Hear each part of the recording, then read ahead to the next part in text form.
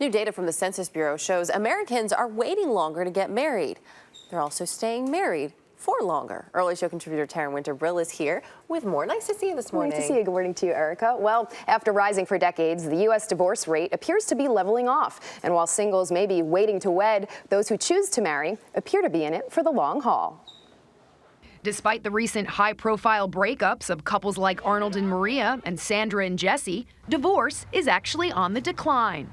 According to newly released data from the U.S. Census, 3 out of 4 people who got married in 1990 made it to their 10-year anniversary. That's up 3% from couples who married a decade earlier. I think we're not seeing as many divorces because especially educated people, the ones who can still find good jobs in our globalized economy, are pooling their incomes, they're making their marriage at work, and they are divorcing at lower rates than people in the past. One reason, more couples are living together before deciding whether or not to wed. How long have you been living together? 3 years. 3 years. And marriage on the horizon or no? It's open. I'm not pressuring her. Thank you. I appreciate that.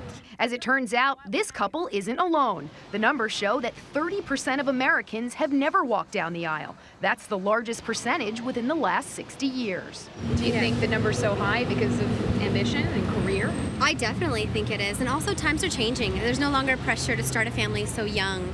Times are evolving. There's a career and there's just so much that you can accomplish. But for some, a long and lasting marriage is an accomplishment all on its own.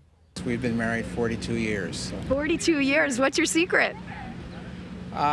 Patience. Yeah, he's patient with me. Indeed, patience is always key, right? Well, the survey also found, incidentally, that in 2010, the average age for a first marriage was 28 for men, 26 for women. Back in 1950, however, the average age was 23 for men and 20 for women, Erica. So such a dramatic increase there. Yeah, Isn't that something? I can't imagine being married at 20.